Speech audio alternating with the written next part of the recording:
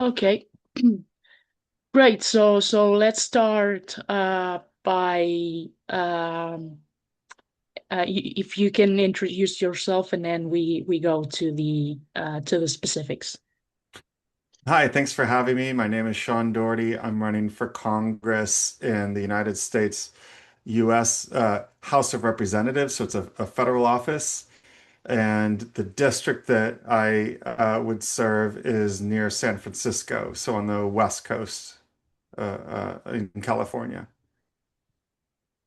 Okay, so we have to talk. There are many issues, of course, but we're here to talk more about foreign policy and what are your views on the relevant issues that are happening right now. Yeah, great. No, I'm very excited. I know I'm really inspired by the Spanish government, the strong position they've taken against the U.S. Israel aggression against Iran, Yeah. the blocking of the U.S. from Spanish airspace. I find very inspiring. Yeah, well, I think they actually I think they actually um after after the statement, I think something that there was like a big plan to I don't know if the US government tried a little bit of to threaten the Spanish government, so they would use some of these military facilities for the aggression. I don't know what happened, but I guess that maybe my government had to back down because the US government is more powerful than we are. So I think that essentially if we want to if we have to if we want to keep our sovereignty, sometimes we have to agree to what the powerful countries say instead of having our own national perspective. So what do you think about the Trump's administration approach to all of this? Well, just yesterday, my campaign's social media put out a call for the use of the 25th Amendment. So in America, our Constitution has an amendment that allows for the removal of a president, and that had been a very common call. I wasn't, I think, a Yeah, fringe vanguard in making that call. I think that was fairly typical in the left of center at the very least. But even on the right, prominent figures like Marjorie Taylor Greene and Tucker Carlson, I believe, both called for the use of the 25th Amendment, at least Marjorie Taylor Greene. So it's on the yeah, left and the right in my country that people are calling for his removal. And that a lot of that was coming in direct response to his genocidal postings on social media, right? I know it's got a lot of coverage here. I don't know about yeah, where you are, but to like eliminate a civilization. And I think a lot of people, including myself, saw that as a call for nuclear weapons to destroy a yeah, nation of over 90 million people that would require nuclear weapons. So, I mean, the good news, as you know, is that Trump has backed down from the precipice, and we can only speculate as to why. But I imagine that the huge backlash in public opinion, um, not just in America but internationally, was at least a part of that. Um, yeah, So I oppose it is a war of aggression. It has always been a war of aggression. Unfortunately, here in the United States, the discourse around the war, the waging of the war, is largely centered on domestic law. How is our country allowed to wage war, to declare war? And that's law that dates back centuries in our own country. But I think that's the wrong framing. In my yeah, opinion, we should be looking at it more in terms of international law, the United Nations Charter, which my country largely drafted and subsequently ratified. So it is actually our own law by ratifying that international treaty, the UN Charter. We are obligated to refrain from wars of aggression, right? You can Yeah, only enter a war in self-defense or if it's been authorized by the Security Council. And this war with Iran does not meet either of those, and therefore was illegal, even if our Congress approves it. That's my main yeah, contention with the yeah, person I'm running against is that if you, I mean, it's in my car. I wish I could show you this. I could go grab it. I could show you that, like in American politics. I don't know how it is in Spain, but in America, our politics very much resembles McDonald's. McDonald's yeah, marketing. There's a lot of marketing propaganda, and they arrive in our mailboxes. yeah. But It happens the same. Yeah, yeah. oh, I see. We Okay, I'm we sorry. receive the same. Yeah, we receive the same. Leaflets and everything I like that. see. Yeah, Okay. But in this leaflet, which I think I can only guess it probably costs about $1 to produce each of these leaflets, and I'm trying to figure out approximately how many people it was sent to, but I'm guessing at least a couple 100,000 of these were mailed out in the past week. So he spent a couple $100,000, quite likely, of taxpayer funds to yeah, send out this message where he postured as being against the war in Iran, but when you read the fine print, even in his own propaganda, you see actually he's not against the war, he's against the process through which we wage the war, which are two different things. Um, and I'm not surprised that he's got this mixed position because um, his number one donor is the Israel lobby. AIPAC is his number one APAC. donor. He's been in office for 10 years, and that's his largest donor for that entire period. So he supports the Israel agenda, which includes the Iran war, but he has to posture as opposing it because most of his constituents are against the war. Yeah. I digress. Sorry, you asked me a question at some point, and then I talked for three No, minutes. it's perfect. I mean, it's perfect. I mean, of course, the issue with the Israel lobby and AIPAC is very important in your country. How do you think this has an impact on, on the policies that the policies that this administration is doing and what you want to see happening instead? Well,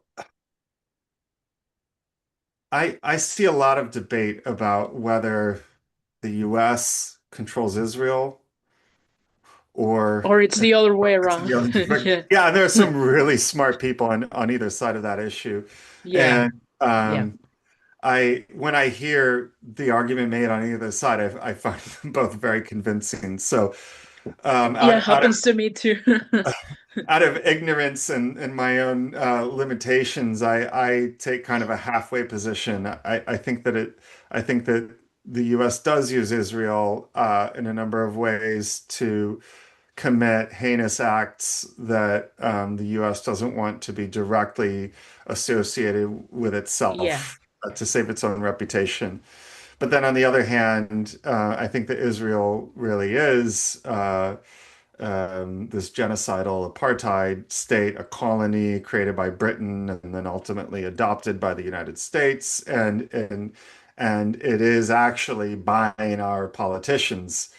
So Yeah. it's I think just over decades, it's become this bi-directional, incestual cesspool of crimes against humanity, the worst kind of regime in the whole world. But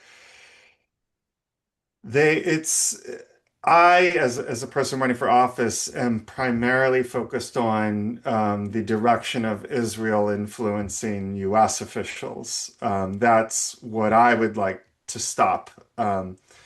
So as I said, the man I'm running against, his number one donor is APAC. I, on the other hand, am endorsed by an organization called Track APAC. You probably know that from Yeah. social media, right? Okay. Yeah. Yeah. Yeah. Um, I've yeah. interviewed some other candidates who are supported by Track APAC. Okay, nice. Yeah, yeah, yeah. So Yeah, this is I a can see door that. hanger. Okay, this is a door hanger that my volunteer. Yeah, there's all kinds of stuff on it, but we're promoting the Track APAC endorsement. So we Yeah. on neighborhoods in my district and hang these on doors to let people know that. Oh, actually, and I don't know if this will show up in the camera, but we show the incumbent's donors here, and APAC shows up. APAC is Yeah. maybe should have made it bigger as a graphic, but since it's the Yeah, one donor. great. We have some material. But that's my number one concern as someone Yeah. running for office is that we I don't want to sound like a chauvinist. Like this sounds very nationalistic, but and this even like Trump says America first, right? And I actually like I Yeah, know well, like he broke that promise. he I mean, certainly did, yes, of course. But in his rhetoric, he says America first, and I actually believe yeah. in that, like that it just makes sense for us to look out for ourselves. But my thinking is not so narrow.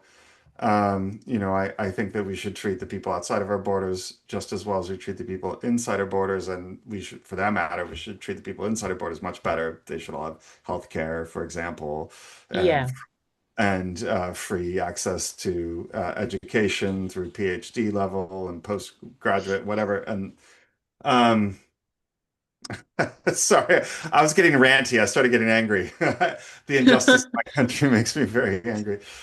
Yeah, Uh, it's normal. Happens to me too. what was the question? I can't even remember. Well, it was about, the Israel lobby, I think. I think No. I never Right, right, asked right. anything else. I do not want our government to advocate for people living outside of our country. I want them to be advocating for the people living in our own country. And especially we should not be advocating for the interests of a state as dark as Israel, which, Yeah. as I said before, it is an apartheid state, it is a genocidal state. It is a colony imposed by Britain Yeah. and the US. But I hope to advocate for the United States to move towards more international decision making. I think that we're probably entering a period where that's going to be more appealing to Americans. Like we're entering this new multipolar era. Yeah. And in the past, the United States was capable of imposing its will on the entire world through both military power and economic power.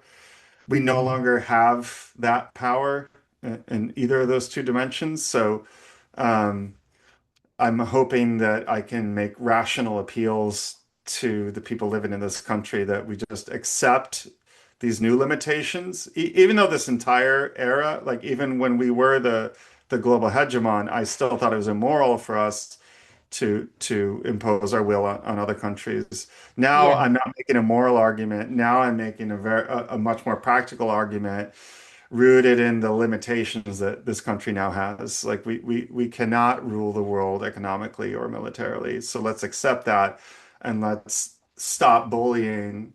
Because we're America's going to continue to be a very powerful nation, even if it's not Yeah. Yeah.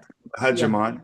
So, but maybe we can get Americans to accept these limitations and to start pursuing a more rational and humane policy, especially in our own hemisphere, the Western Hemisphere. We like to, like, Yeah. especially towards Central and South America. Let's start respecting their sovereignty. So, I think that would probably be my focus as a member of Congress in the U.S. Yeah. Um, You want to talk about Venezuela, or is it not a thing that you would like to comment on? I don't mind if you don't Yes, want well, of to. course, I have very strong opinions about the situation in Venezuela. The Yeah. the number one problem for me, the thing that offends me most, is that my country believes that it has some kind of right or even responsibility to dictate how that country operates, how that country is governed. Yeah. Um, and that goes back decades. This isn't unique to Trump. I think what's unusual about Trump is how openly he communicates his disregard for the sovereignty of Venezuela. Past Yeah. presidents, particularly Obama and George W. Bush, come to my mind because I lived through W committing or attempting coup d'etats. Obama, actually, okay, not Obama, more Trump in his first administration. I'm getting in the weeds, but before Trump committed this act of decapitation, kidnapping Maduro, Yeah. you know, there were a variety of attempts at overthrowing Venezuela's government under Biden. There were these accusations of election fraud, and then with W, there were these more CIA kind of operations. But um, I think all of that should stop. Like the United States Yeah. has to stop influencing or attempting to influence the internal affairs of other countries, whether that be through these NGOs. I think we call them non-governmental organizations. I don't know if that's a term you use, but Yeah. Yeah. okay. NGOs. Yeah. Okay, yeah, yeah. NGOs or through like the CIA or the NED or the sorry, I don't know if NED is National Endowment for Democracy. It's like a CIA Yeah. off. Uh, um, so I oppose all of that kind of meddling. And yes, of course, Trump just was so crass about his intervention, just so Neanderthal about it. And I think that offended a lot of Americans because it was so open. But in a way, I'm almost glad that he did it so openly so we can have a more honest conversation. But um, Yeah. I, if Venezuela wants to be socialist, bless them. Let them be. I mean, I'm a socialist, so maybe that's why I feel that way. But Yeah. uh, let the people of a country decide how they operate their economy and how they select their leaders. Yeah. All right. We could talk about Ukraine and then go for more domestic issues. But first, Ukraine is also a very important matter if we're talking about foreign policy. Right. Well, this is one where I think my opinions are maybe a little more outside the mainstream on the left. So first, I want to apologize to everyone in the audience if I offend them, but I think that for me, the war in Ukraine was largely caused by the United States. I blame the United States more than I blame Russia for the outbreak of war. Yeah, I'm afraid that's very offensive to European ears, but um, I'm I not think, offended. okay, good. Okay.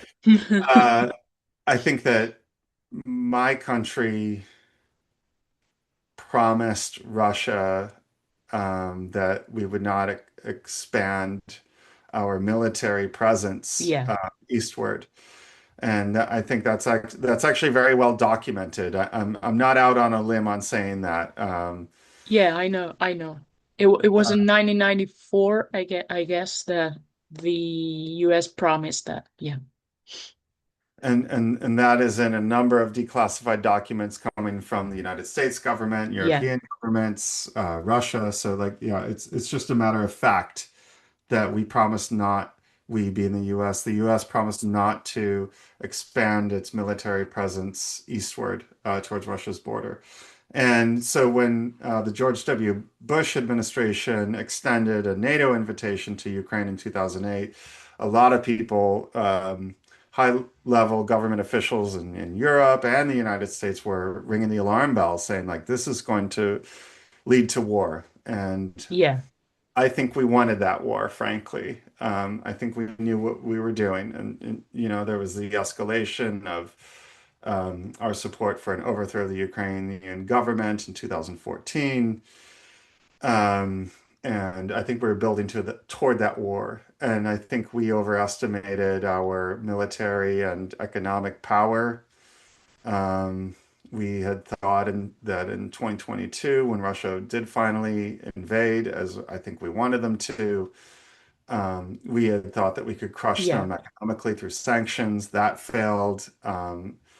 And then our military industrial base has been demonstrated to be tremendously atrophied.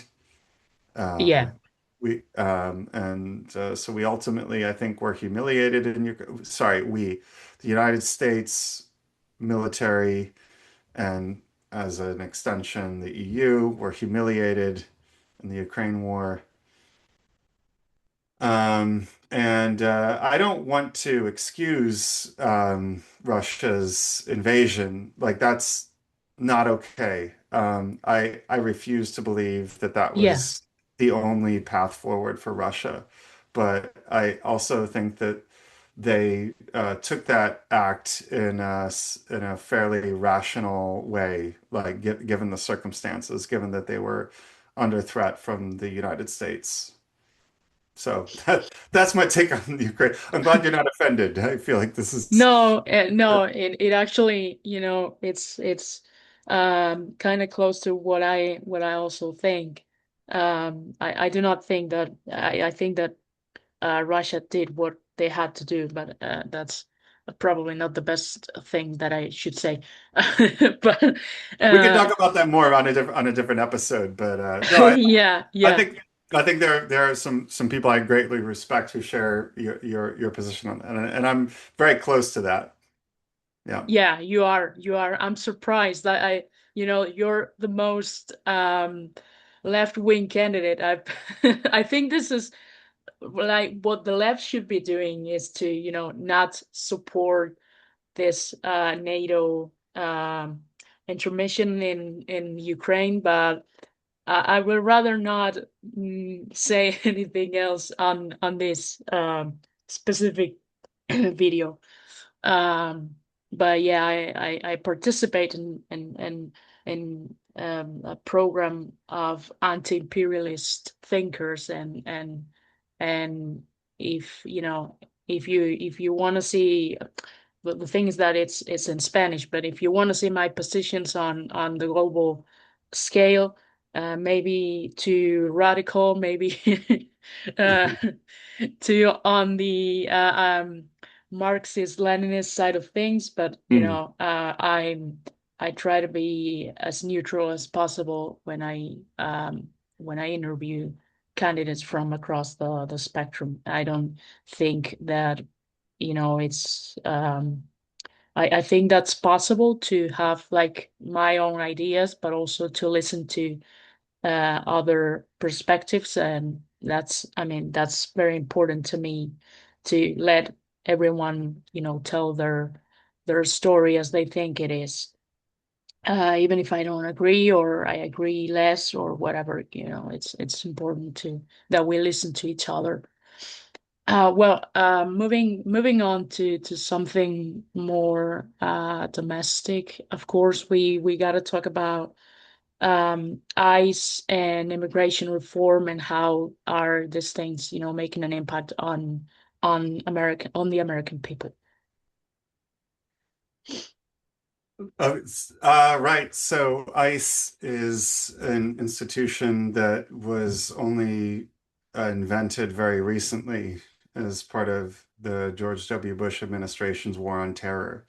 So Yeah, that was in my adulthood. You know, I'm 46 now, and when ICE was created, I was in my 20s. So I actually remember when it was invented. And so yeah, for me, it is easy to imagine a world where we eliminate that institution. And this is something that I talk about quite prominently in my campaign. Like, I don't know if it's showing up on the camera because there's an overlay where I can't, but you can see abolish ICE. Like this is my yeah. campaign shirt. So the call It's for great. the I call for like it. I have to say I like it. thank you. So the my campaign's call for the abolition of ICE is very open, very unapologetic, and I frankly feel it's not at all controversial for me to make that claim. The only time where I'm made to feel that this is a controversial claim is when I talk to other people in the political system, like people who are Yeah, either elected or who have high level positions on civil organizations, civil societies that have influence with the political system. yeah, Uh, or I guess sometimes I'll talk to political moderates, like voters, but who will say, "Come, can't you be more moderate in your demand? Just call for reform." But I would say overwhelmingly, when I just talk to the people living in this area, they support the call for the abolition, and that's you see that in survey data actually. In the past couple months, a survey came out that showed that more Americans support abolishing ICE than not. So yeah, it's actually a very mainstream position.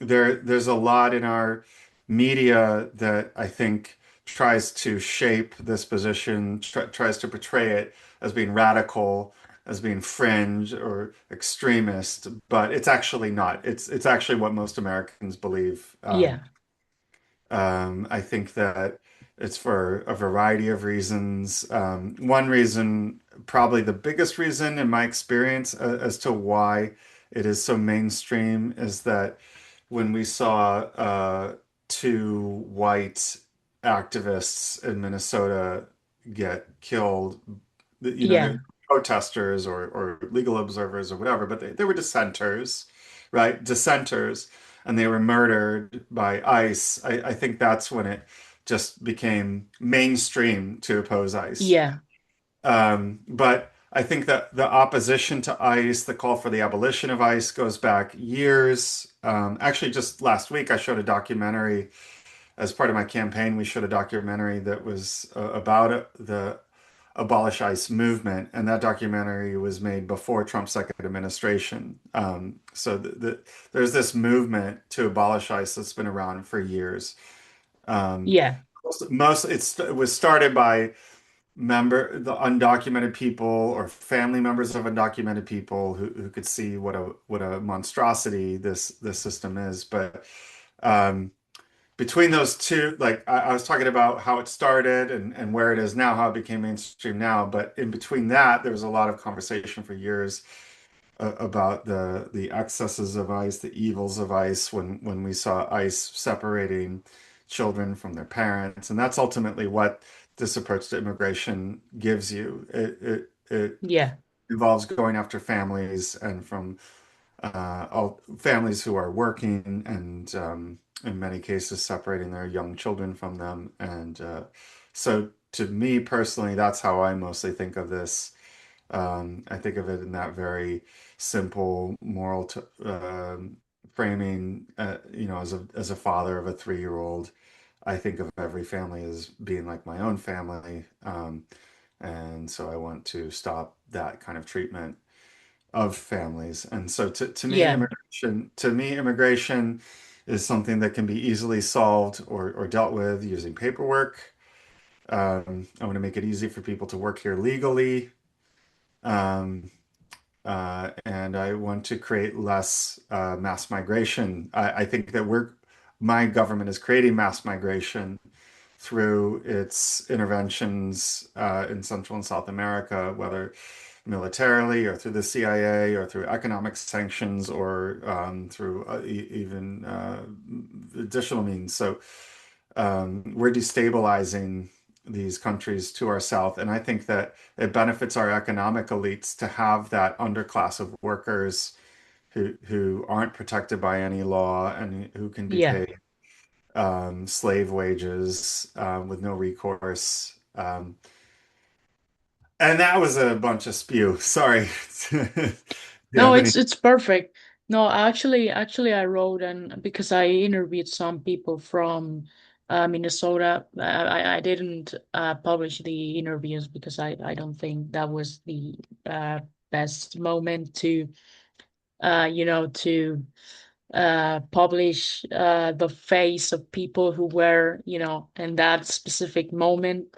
But I wrote an article. I'm doing a lot of self-promotion today. I don't like that, but it's an article that, it comes from the perspective of these people I interviewed, but also from my theoretical ideology, and the way I see how this relates to foreign policy, and the economic system, and everything else.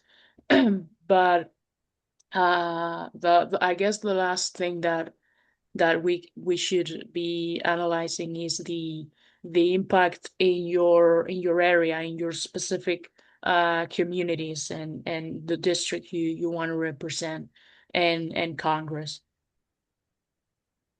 The impact of Of ice. oh, okay. Well, I live in a district that includes a region that is oftentimes described as the salad bowl of America. I think sometimes even the salad bowl of the world. I can't remember the exact statistic. This is slightly wrong, but it's something like 25% of leafy produce in America comes from this region, the so-called Yeah, South Bowl of America. So there's a lot of agriculture here. And you don't have to drive. I live in a city. I live in a city with a big university. It's got a theme park. Well, it's got what we call the boardwalk with roller coasters. It's a tourist attraction, so it's yeah, urban. But you don't have to drive out very far until it's just farm fields, where they grow artichokes and lettuce and yeah, strawberries and all kinds of things. And a lot of the agricultural workers are here. Without citizenship, without a yeah, visa. And those communities are being terrorized by these ICE raids. You hear about it fairly regularly that the raids are going on. And I should mention these raids were happening before Trump took office. After the 2024 election. So these raids were also happening under Obama. There was a very prominent raid that happened in my city where an entire apartment complex was cleared out by ICE. Um, but I think that's the number one way that we feel the impact of ICE is that these workers in our community, and they are our community, right? They aren't aliens. They yeah, are part of our community, very much integrated. They are being terrorized. And so many of us who aren't being directly terrorized by ICE also yeah, feel a yeah, sense of dread and anxiety, and yeah. I guess it we're has to be hard.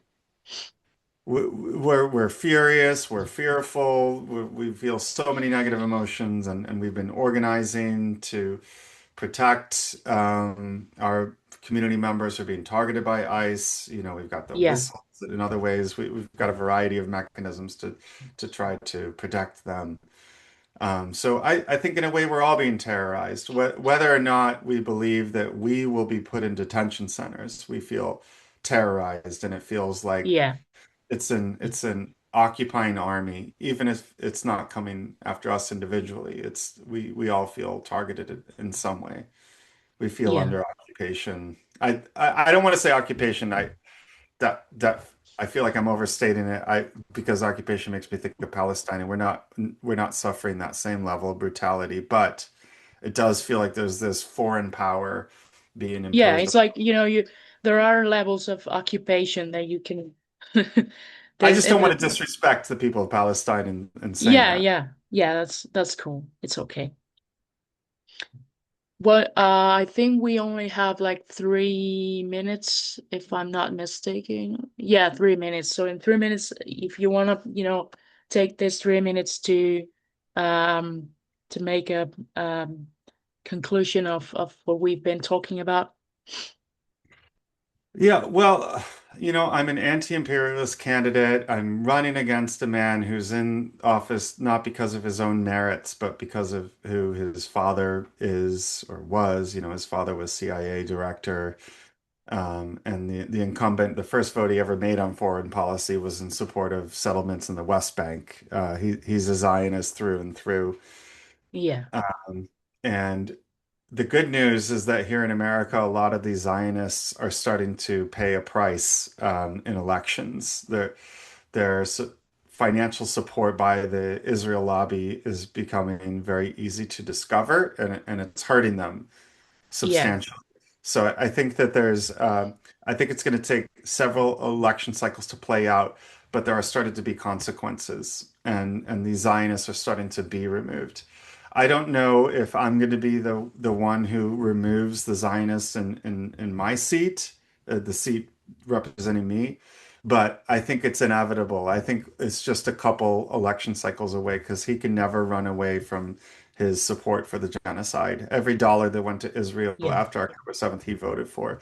So he is going to pay the price. And there is a real significant change coming in American foreign policy, I believe. yeah, And I hope that I'm part of that. And and let me just suggest that if people want to support my campaign, I think that in Europe you can't give me money, so I'm not even going to ask, but you can follow me on social media. That's if I can get more followers, that will help me in getting taken more seriously by my local press, my local newspapers, local radio, local TV, and that's still I relevant. already do Okay, that.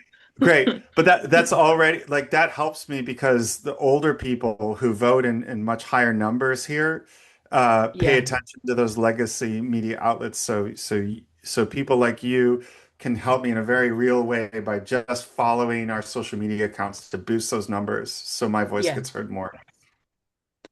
Well, we do not have much time, so thank you very much for Okay. everything and hope you have a great day. Okay, thank you. Bye. Bye.